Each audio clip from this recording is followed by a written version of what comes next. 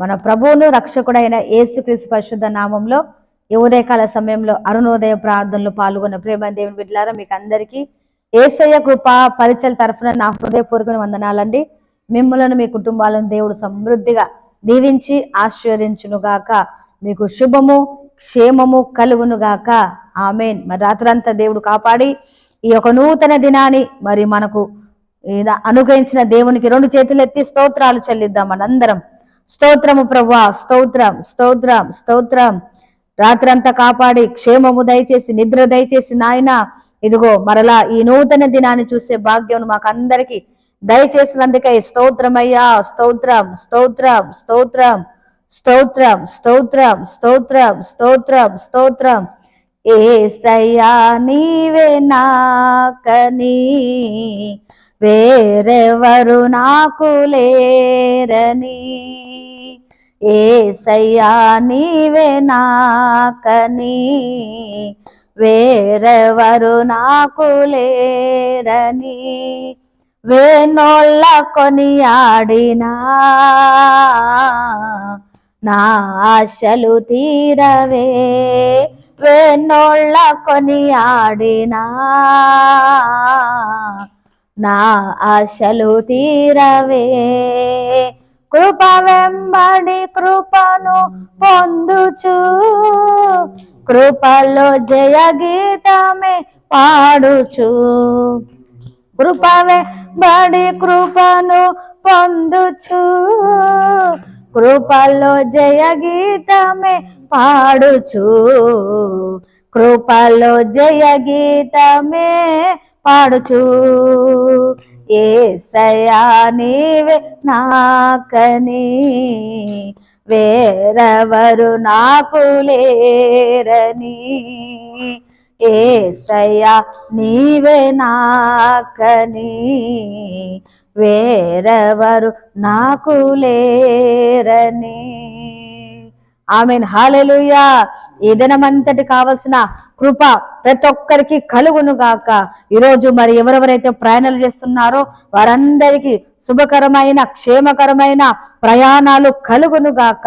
అలాగే ఈరోజు తలబెడుతున్న ప్రతి కార్యాలన్నీ కూడా యేసు నామం చేత సఫలమవును గాక. ఈరోజు జరుగుతున్నటువంటి ప్రార్థన మీటింగ్లు, సెమినార్లు, పాస్ ప్రార్థనలు, ఆయా సభలన్నీ కూడా దేవునికి మహిమకరంగా జరుగునట్లుగా ఈ వీటిని బట్టి స్తోత్రాలు చెల్లిద్దామండి. స్తోత్రం స్తోత్రం స్తోత్రం స్తోత్రం స్తోత్రం స్తోత్రం. ఈరోజు పుట్టినరోజులు పెళ్లి రోజు జరుపుకున్నటువంటి వారికి దేవుడు మంచి ఆరోగ్యమును దయచేసి కృపనిచ్చి సంవత్సరం అంతా కూడా నడిపించినట్లుగా వారి యొక్క హృదయవాంఛలు తీర్చినట్లుగా ఇలాంటి శుభదినాలు బిడ్డలు ఇంకా అనేకం జరుపుకునే కృపను దేవుడు దయచేయునుగాక. అలాగే అనారోగ్యంతో బాధపడుతున్న వారికి మంచి ఆరోగ్యాలు దేవుడు దయచేయునుగాక. సంతానం లేని వారికి దేవుడు మరి కృపనిచ్చి మరి కృప ద్వారా సంతానము మరి కలుగునట్లుగా దేవుడు సహాయం చేయనుగాక. అలాగే వివాహాలు కాని వారికి వివాహాలు జరుగునట్లుగా, అలాగే ఉద్యోగాలు లేని బిడ్డలకు కూడా మంచి ఉద్యోగాలు మరి దేవుడు దయచేయనట్లుగా కృపనిచ్చును గాక. అలాగే మరి సొంత గృహాలు లేని వారికి కూడా మరి దేవుడు వారి హృదయవాంఛలు తీర్చును గాక. అలాగే మరి అప్పుల సమస్యలతో, నానా సమస్యలతో, మరి ప్రమోషన్ విషయంలో, మరి ఇతర దేశాలకు వెళ్ళే మరి వాటి విషయంలో కూడా మరి బిడ్డలు మరి ఆలోచిస్తూ ఉండవచ్చు. అలాంటి వాటి అన్నిటి విషయంలో దేవుడు కృప చూపి సహాయం చేయనట్లుగా స్తోత్రం చెల్లిద్దాం. స్తోత్రం స్తోత్రం స్తోత్రం స్తోత్రం స్తోత్రం. అలాగే మరి దైవ సేవకుల కుటుంబాలను మరి విశ్వాస పరిచర్య చేస్తున్నటువంటి దైవ సేవకులు, పిలుపు దర్శనం కలిగిన దైవ సేవకులను దేవుడు మరి దీవించి వాడుకున్నట్లుగా, వారి ప్రయాణాలకు క్షేమం దయచేయనట్లుగా, వారికి ఇచ్చినటువంటి సంఘ బిడ్డలు బట్టి, కుటుంబాలను బట్టి మరి దేవుడు వారు ఎక్కడికి వెళ్తున్నా మరి కాపుదల దయచేయనట్లుగా, అలాగే మరి మన దేశంలో జరుగుతున్నటువంటి మరి సేవా కార్యక్రమాలు, క్రైస్తవ మరి సేవా కార్యక్రమాలు అంతటిని బట్టి మరి దేవునికి స్తోత్రాలు చెల్లిద్దాం. స్తోత్రం స్తోత్రం స్తోత్రం స్తోత్రం. మరి సేవకుల పైన, చర్చిల పైన మరి దాడులు జరుగుతూ ఉన్నాయండి. మరి ఆ దాడులను దేవుడు మరి తొలగించినట్లుగా, మరి ఎవరైతే చేస్తున్నారో వారికి మంచి మనసును దయచినట్లుగా, అలాగే క్రైస్తవ మరి సమాజం కూడా మరి ఇతరులను కించపరచకుండా ప్రేమతో కలిసిమెలిసి మరి ప్రేమ భావముతో మరి ప్రకటించినట్లుగా మరి దేవుడు ఎలాంటి మరి సమస్యలు రాకుండా మరి కృప చూపినట్లుగా స్తోత్రం చెల్లిద్దాం. స్తోత్రం స్తోత్రం స్తోత్రం స్తోత్రం స్తోత్రం.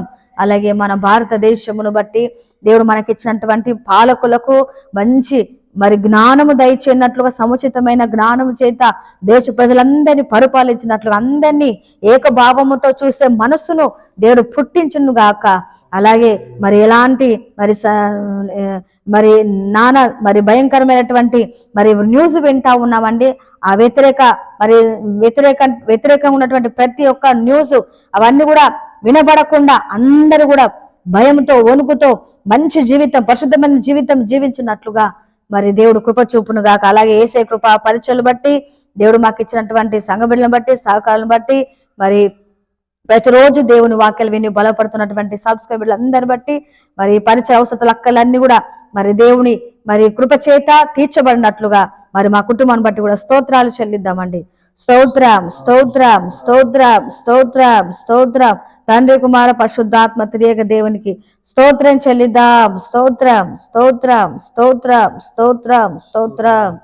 ఆమేన్. అందరికి వందనాలండి. Praise the Lord. మరి ఈ డైలీ బిడ్డకి అంతా ఇచ్చినటువంటి వాక్యం చదువుకుందామండి. ప్రతిరోజు మరి దేవుని వాక్యాలు విని బలపడుతున్న ప్రేమ దేవుని బిడ్డలారా, మిమ్మల్ని మీ కుటుంబాలను దేవుడు ఇంకా సమృద్ధిగా దీవించును గాక. ఈ రోజే గనక మరి మా ఛానల్ చూస్తున్నట్లయితే సబ్స్క్రైబ్ చేసుకుని మీకు స్క్రీన్ మీద వాక్యం చెప్తున్నప్పుడు కనబడతా ఉంటుందండి.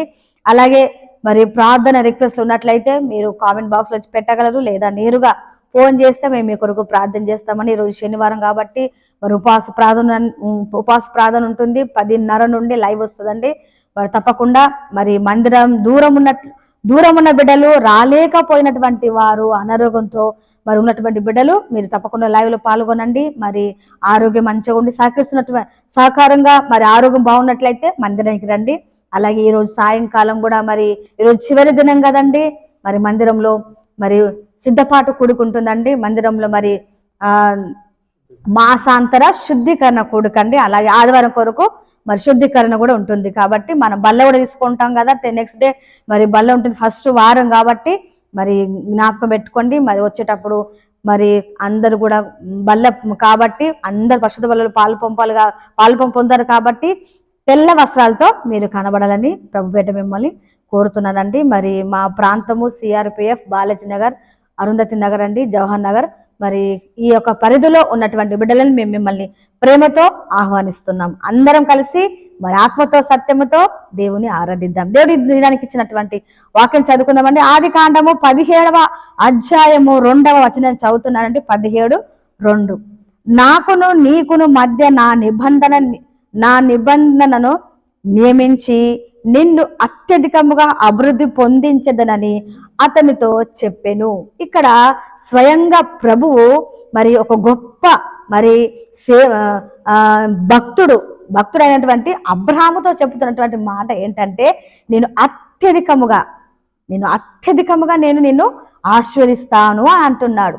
నిజమే కదండి. మరి మనం అందరూ ప్రార్థన చేస్తాం కదా, ప్రభువా మమ్మల్ని ఆశీర్వదించయ్యా, మమ్మల్ని అభివృద్ధి పరిచయ్యా, మనందరం ప్రార్థన చేస్తాము. అలాగే దేవుని యొక్క కోరిక చిత్తం కూడా ఇదేనండి. మనమందరము అభివృద్ధి నొందాలని, మనమందరము దీవెనకరంగా ఉండాలి.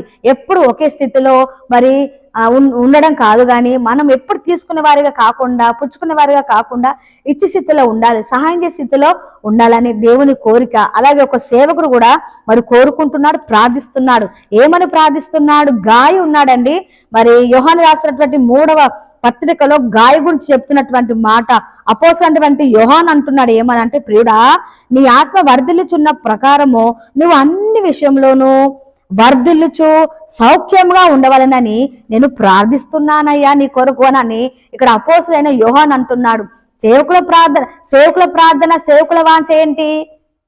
మందిరానికి వచ్చేటువంటి బిడ్డలు, మరి మందిరంలో పరిచయిస్తున్నటువంటి బిడ్డలు, పరిచయం చేస్తున్నటువంటి బిడ్డలు ఆశీర్వదింపబడాలని. అలాగే ఇక్కడ దేవుడి చిత్తం కూడా ఏంటంటే, నిన్ను అత్యధికంగా అభివృద్ధి పరుస్తాను అబ్రహాము అని అంటున్నాడు. అయితే మరి పైన ఇంకొక మాట కూడా అంటాడంటే దేవుడు అబ్రహాంతో. ఏమని అంటాడంటే, ఇదే 17వ అధ్యాయం 1వ వచనం చదువుతున్నాను చూడండి. అబ్రహాము 99 ఏండ్ల వాడైనప్పుడు యెహోవా అతనికి ప్రత్యక్షమై, నేను సర్వశక్తి గల దేవుడను, నా సన్నిధిలో నడచుచు నిందారహితవై ఉండుము. చూడండి, నా సన్నిధిలో నడుచుచు నిందారహితమై ఉంటే నేను నిన్ను అత్యధికముగా నేను అభివృద్ధి పరుస్తాను అంటున్నాడు.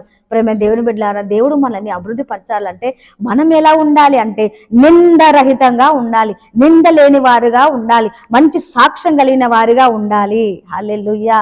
మంచి సాక్ష్యం కలిగి నమ్మకత్వం కలిగి ఉన్నటువంటి వారికి దేవుడు తప్పకుండా ఆశీర్వదిస్తాడు. ఆయన సన్నిధిలో ఎలా ఉండాలంటే మనము, ఆయన సన్నిధికి వచ్చినటువంటి బిడ్డలు, ఆయన సన్నిధిలో రాబోతున్న బిడ్డలు ఆయన సన్నిధిలో ఎలా ఉండాలంటే నిందారహితంగా మంచి సాక్ష్యం కలిగి మనము ఉండాలి. హల్లెలూయా.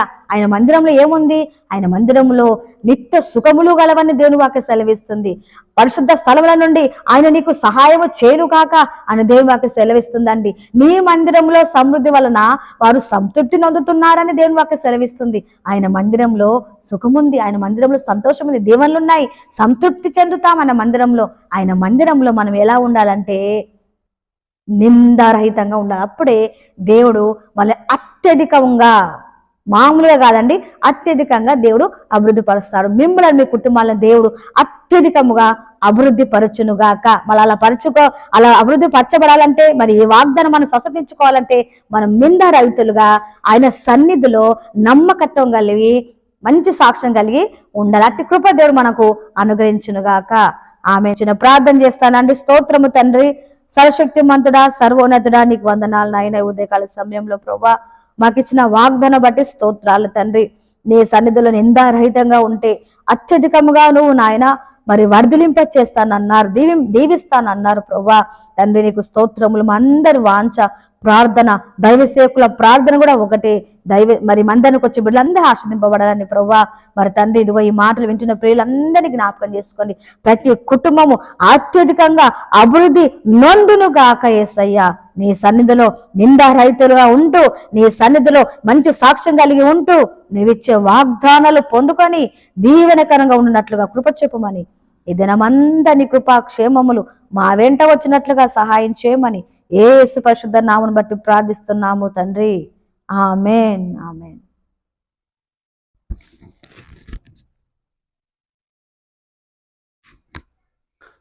ఆశీర్వాదం అండి. త్రేక దేవుని కృప, తండ్రి, కుమార, పరిశుద్ధాత్ముడు ఈ వాక్యం విన్న మీకును సకల పరిశుద్ధులకు తోడైనగాక. ఆమేన్, ఆమేన్.